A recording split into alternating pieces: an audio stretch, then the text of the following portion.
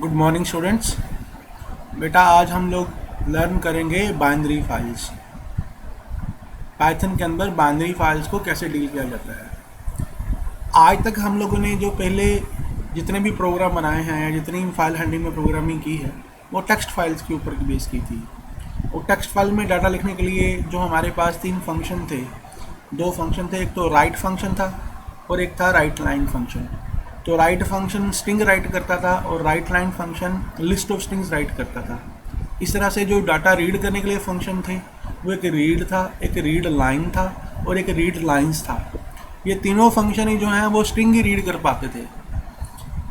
जो रीड है वो सारी फाइल को डाटा रीड करके स्ट्रिंग में कन्वर्ट करता था। रीड लाइन पहले जो लाइन रीड करके उसको स्ट्रिंग में कन्वर्ट करता था और रीड लाइन जो था वो पूरी फाइल रीड करके उसको लिस्ट ऑफ स्ट्रिंग्स में कन्वर्ट करता था।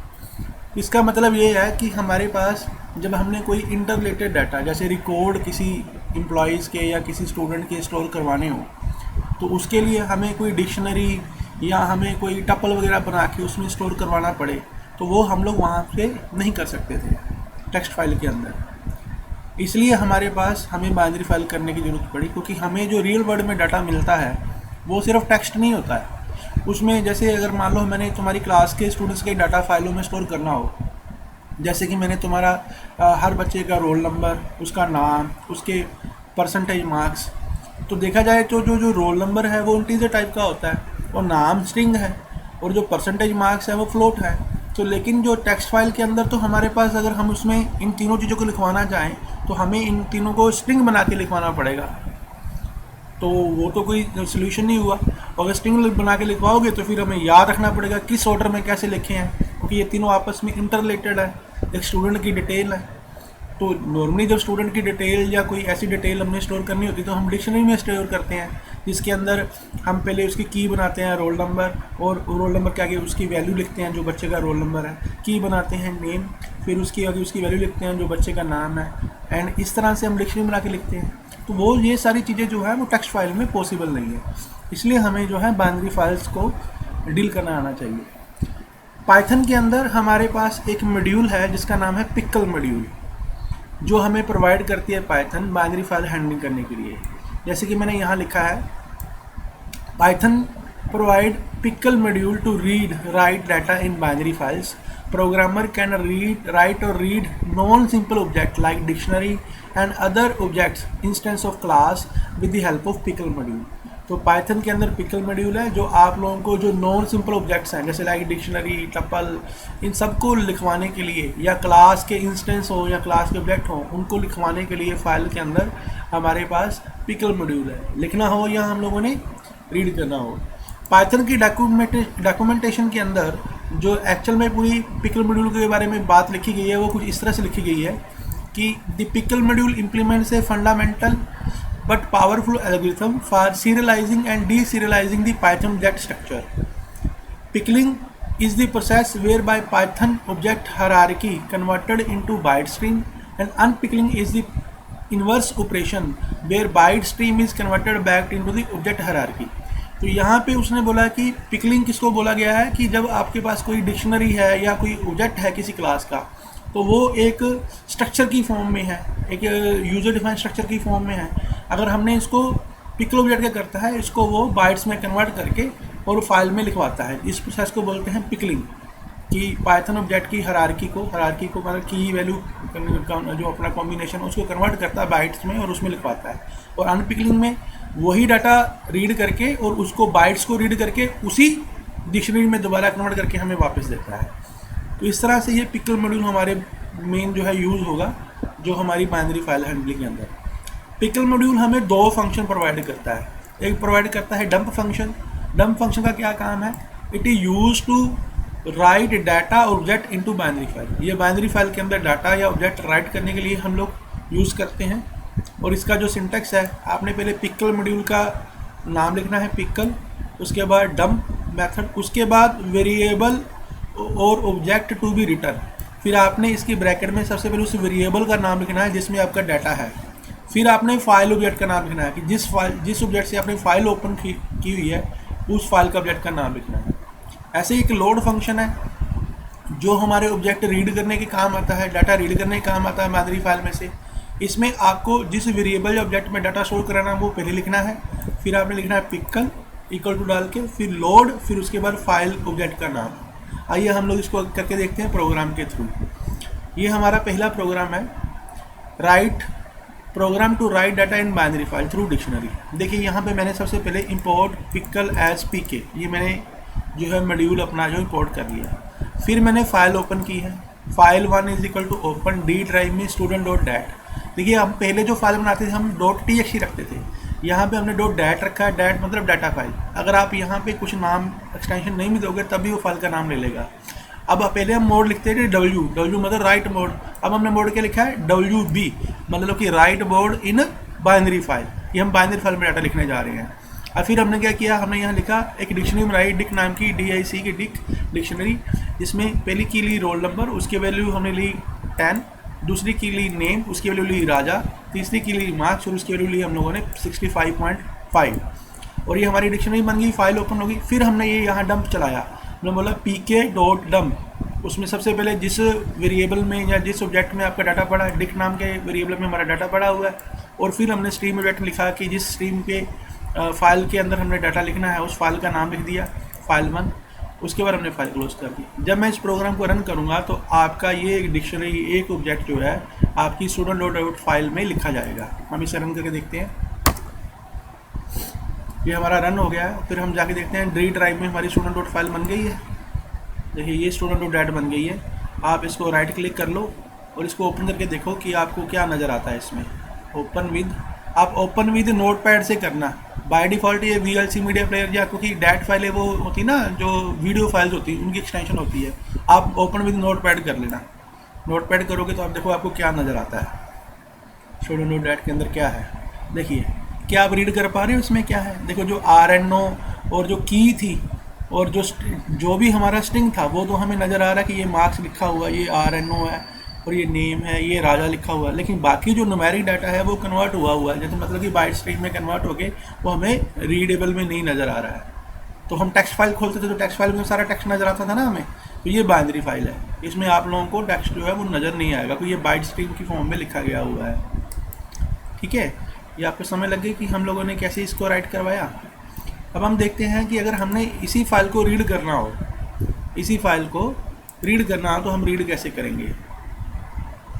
हमारे पास जो नेक्स्ट प्रोग्राम है वो ये है, program to read data from binary file through dictionary. मतलब जो हमने एक रिकॉर्ड लिखवाया था उसको हम लोगों ने रीड करना है।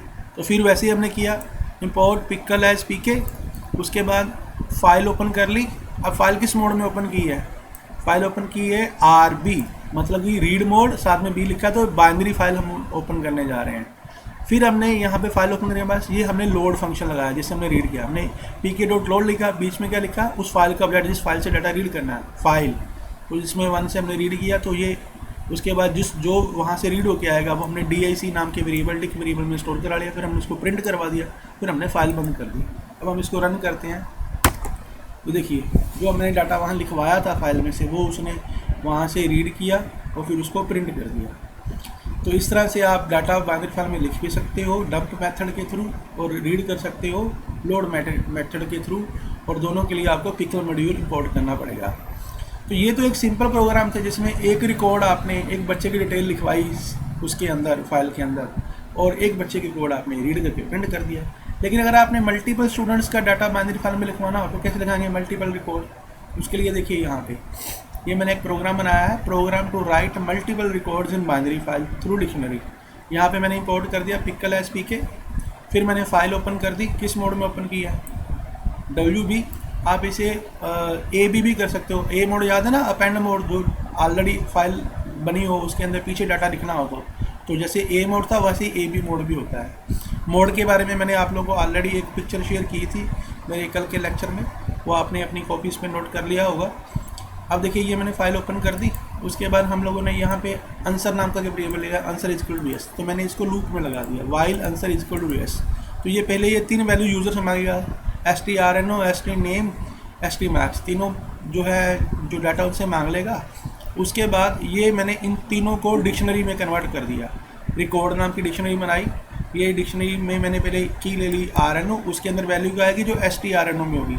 नेम के अंदर वैल्यू क्या आएगी जो ST नेम के अंदर एंट्री होगी। फिर मार्क्स के अंदर वैल्यू क्या आएगी जो ST मार्क्स वेरिएबल में एंटर होगी। इन तीनों की डिक्शनरी बना दी। फिर pkdump के थ्रू मैंने वो रिकॉर्ड जो हमारी डिक्शनरी बनी थी वो मैंने फाइल में लिखवा दिया। फिर मैंने पूछूंगा यहाँ पे येस और नो, वो डाटा लिखना है या नहीं लिखना है। उसके बाद ये लूप चलता रहेगा। जैसे हम लोग नो करेंगे, लूप ख़त्म होगा तो हमारी फाइल बंद हो जाएगी। तो इस तरह से हमारा पूरा डाटा फाइल में लिखा जाएगा। अब हम इसे रन करके देखते हैं। देखिए हमसे रोल नंबर मांग रहा है, मैंने रोल नंबर दिया 1, नेम मांगा, नाम मैंने दे दिया रमन। मार्क्स मांग रहा, मार्क्स मैंने दे दिया मान लीजिए 78.5। एक रिकॉर्ड लिखा गया। फिर उसने पूछा मोर रिकॉर्ड येस और नो, मैंने बोला येस, फिर मैंने येस लिखने के बाद एंटर प्रेस कर दिया। फिर उसने बोला एंटर रोल नंबर, मैंने लिखा जैसे 2, नेम दिया सिमरन,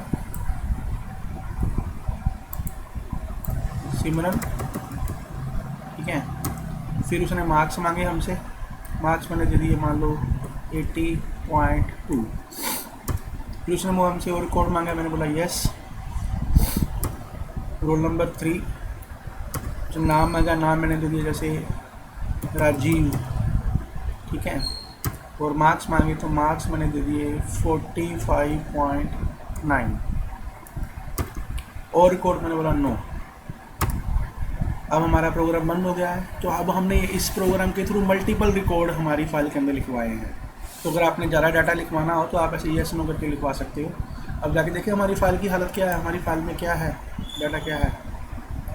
ये हम इसे ओपन करते हैं, राइट क्लिक किया, ओपन विद नोटपैड। देखिए ये सारा डाटा लिखा गया हुआ, लेकिन ये बाइनरी फॉर्म के अंदर है। अब देखते हैं कि अगर जो हमने फाइल अभी जो लिखी है, डाटा लिखा है हमने, अगर हमें इसे रीड करना हो। देखिए बेटा, जब भी आपको फाइल रीड करने के लिए बोला जाएगा, जैसे प्रोग्राम में आपको आ जाए कि ये पर्टिकुलर फाइल है और उसमें से आपने रिकॉर्ड रीड करके बताने हैं कि कौन सा पर्टिकुलर रिकॉर्ड प्रिंट कराना है या काउंट करना है। क्या आप लोगों को पता होगा उस फाइल में कितने रिकॉर्ड पड़े हुए हैं? नहीं पता होगा। उस फाइल में 1 रिकॉर्ड है, 50 रिकॉर्ड है, 100 रिकॉर्ड है, कितना हमें पता ही नहीं होगा। तो हमें जब फाइल को रीड करना है तो हमें कोई ऐसा मेथड चाहिए जिससे हम लोग पूरी फाइल रीड कर पाए। लेकिन रीड करने के लिए हमारे पास जो है वो लोड मेथड है। लोड मेथड के साथ एक प्रॉब्लम है। अगर लोड मेथड जो है वो फाइल से डाटा रीड करने जाए और उसे फाइल में अगर डाटा ना मिले तो वो एरर दे देता है, जिसे हम बोलते हैं एक्सेप्शन, रन टाइम एरर। कि प्रोग्राम रन करते समय वो हमें एरर देता है। उस एक्सेप्शन को बोला जाता है क्या बोलते हैं, रन टाइम एरर्स। तो हमें उनको हैंडल करना पड़ेगा। इसलिए हमें पता होना चाहिए कि पाइथन के अंदर एक्सेप्शन हैंडलिंग कैसी होती है। देखिए, exception handling in Python. What is exception? Exception are run time errors in Python which occurs due to unexpected situations. हमारी जो हैं अनएक्सपेक्टेड सिचुएशंस हैं, उसके हिसाब से जो एरर्स आती हैं उसको बोलते हैं हम लोग exceptions. For example divide by 0, file not found, infinity loop, या हम बोलते हैं data not found in file. तो ये सारी जो प्रोग्राम रन हो रहा होता है उस वक्त जो ऐसी सिचुएशन आती है जो हमने सोची नहीं होती, उनको एक्सेप्शन बोला जाता है। अब पाइथन के अंदर इनको हैंडल कैसे किया जाता है? How exceptions are handle in Python. देखिए, जितनी भी पाइथन के अंदर ऑलमोस्ट रन टाइम एरर आ सकती हैं या पाइथन के अंदर, वो उन सब को नाम के साथ डिक्लेयर किया गया हुआ है। तो उसको हैंडल करने के लिए हमारे पास पाइथन प्रोवाइड करती है एक ट्राई ब्लॉक और एक्सेप्ट ब्लॉक। ट्राई ब्लॉक के अंदर हम लोग उस कोड को लिख देते हैं जिसमें हमें कोई एक्सेप्शन आने के चांसेस होते हैं, और ट्राई ब्लॉक का काउंटर पार्ट होता है एक्सेप्ट ब्लॉक। एक्सेप्ट ब्लॉक के आगे हम उस एक्सेप्शन का नाम लिख देते हैं जिसका हमें आने का चांस है, और उसके अंदर हम वो लिखते हैं कि अगर ये वाली एरर आ गई तो हम लोग यहाँ पे इसको ऐसे हैंडल करेंगे, उसकी कोडिंग लिख देते हैं। तो इस तरह से एक्सेप्ट ब्लॉक के अंदर आप कई तरह की एक्सेप्शन हैंडल कर सकते हो। तो हम लोग इसी चीज़ को यूज़ करेंगे जब हम लोग एक फाइल, बाइनरी फाइल में से डाटा रीड करेंगे, क्योंकि बाइनरी फाइल में हमें पता नहीं कितने रिकॉर्ड पड़े हैं, और जब मैं लूप लगाऊंगा तो लूप कब ख़त्म हो जाए हमें पता ही नहीं है। तो इसलिए हम इसको ट्राई ब्लॉक में डालेंगे और फिर एक्सेप्ट ब्लॉक में लिखेंगे कि अगर ये एरर आ गई तो हम उसको कैसे डील करेंगे। ठीक है, तो पाइथन के अंदर एक्सेप्शन हैंडलिंग किसके थ्रू हैंडल होती है, ट्राई एंड एक्सेप्ट ब्लॉक के थ्रू हैंडल होती है। अब हम इसको रन करते हैं। देखिए मैंने यहाँ प्रोग्राम बनाया है, program to read all records from binary file through dictionary. मैंने इंपोर्ट पिकल कर लिया एस पी के, फिर फाइल ओपन कर दी आरबी मोड में, रीड बाइनरी मोड में। अब ये मैंने लिखा है ट्राई ब्लॉक। अब ट्राई ब्लॉक के अंदर मैंने ये लूप लगाया है जिसके थ्रू मैं पूरी की पूरी फाइल रीड करूँगा। ये लूप की कंडीशन में मैंने क्या लिखा है, वाइल ट्रू, कि मैंने कंडीशन को ट्रू ही कर दिया हुआ कि ये हमेशा ट्रू रहेगी। ठीक है, और मैं यहाँ पे pk डॉट लोड करूँगा, फाइल में से पहला रिकॉर्ड और रैक में आ जाएगा, फिर मैं उसे प्रिंट करवा दूंगा, फिर भी लूप घूम जाएगा, फिर वो अगला रिकॉर्ड रीड करेगा। इस तरह से रिकॉर्ड रीड करता रहेगा। जैसे ही वो फाइल में पहुँचेगा, जब फाइल में डाटा खत्म हो जाएगा तो ये लोड फंक्शन जो है हमें एरर रेज करेगा। क्या बोलेगा, उस एरर का नाम होता है EOF एरर। वो एक्सेप्शन रेज करेगा EOF एरर, मतलब कि end of file error. EOF का मतलब है एंड ऑफ फाइल एरर। तो लोड फंक्शन ये एक्सेप्शन थ्रो करेगा कि ये एरर आ गई, लेकिन क्योंकि हमने इसे ट्राई ब्लॉक में लिखा हुआ है तो पाइथन इसको प्रोग्राम को बंद नहीं करेगी। उसे पता है कि उसे डर है कि इसमें एक्सेप्शन आ सकती है, तो वो हमें एक्सेप्ट ब्लॉक में ले जाएगी। एक्सेप्ट ब्लॉक में हमने उस एरर का नाम लिखा हुआ है कि अगर ये वाली एरर आ गई तो आपने क्या करना है। तो हमने लिखा है कि अगर एक्सेप्शन हमारी जो है वो EOF एरर आ गई है तो आप फाइल डॉट क्लोज कर दोगे, मतलब उस फाइल को बंद कर दोगे। तो इस तरह से हमें फिर प्रोग्राम हमारा एरर नहीं देगा और पूरे प्रोग्राम में से डाटा रीड होके, और जैसे ही प्रोग्राम लूप में से लोड फंक्शन को डाटा नहीं मिलेगा वो हमारा एक्सेप्ट ब्लॉक में आके फाइल को बंद कर देगा। अब हम इसे रन करते हैं। देखिए इसने पूरा लूप चल गया हमारा, और ये सारे रिकॉर्ड एक करके उसने हमें स्क्रीन पे प्रिंट करा दिए। जो डिक्शनरी की फॉर्म में लिखे थे, डिक्शनरी की फॉर्म में हमें जो है वापस उसने रीड करके दिए हैं, डीसिलराइज करके। Hope you understand.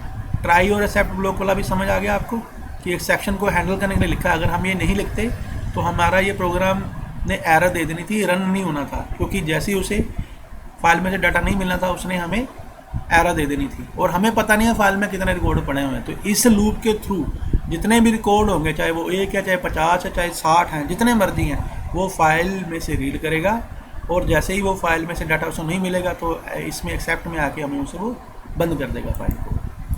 तो इस तरह से हम मल्टीपल रिकॉर्ड जो है हमारी फाइल में से रीड कर सकते हैं। अब हम लोग देखते हैं कि file handling, binary file handling के थ्रू हमें प्रोग्राम किस तरह के पूछे जाते हैं पेपर के अंदर। जैसे ये प्रोग्राम रीड कीजिए, ये मैंने student.dat के ऊपर ही बनाया है। Program which read student.dat to count and display records of दो students whose marks less than 60। कि आप एक प्रोग्राम लिखो जो student.dat को रीड करे और उसमें से काउंट, और उसको उसमें से उन रिकॉर्ड को काउंट करना है और डिस्प्ले करवाना है जिनके मार्क्स जो हैं वो 60 से छोटे हैं, कम हैं।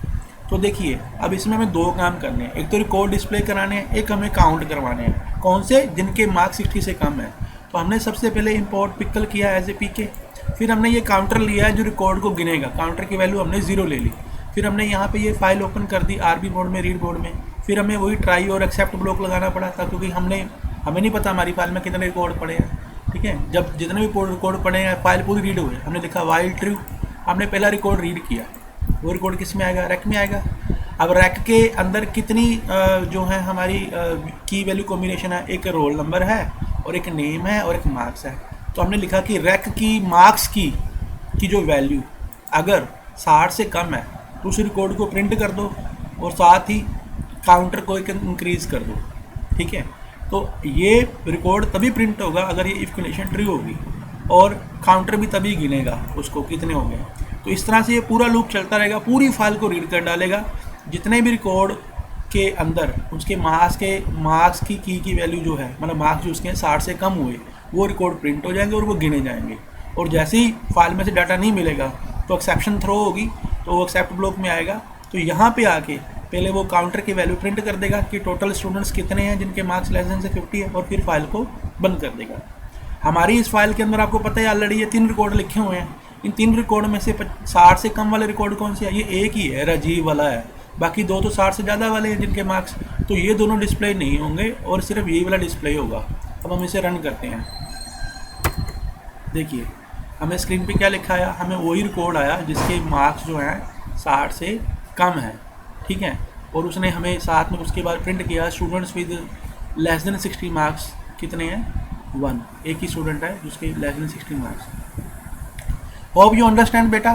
फाइल हैंडलिंग के बारे में आपको समझ लग गया होगा कि जो बाइनरी फाइल हम कैसे डील करते हैं, कैसे हम उसे एक रिकॉर्ड लिखवाते हैं, मल्टीपल रिकॉर्ड लिखवाते हैं, pickle method, dump, pickle module, dump method, load function, ये सब आप सबको समझ लग गया होगा। Thank you.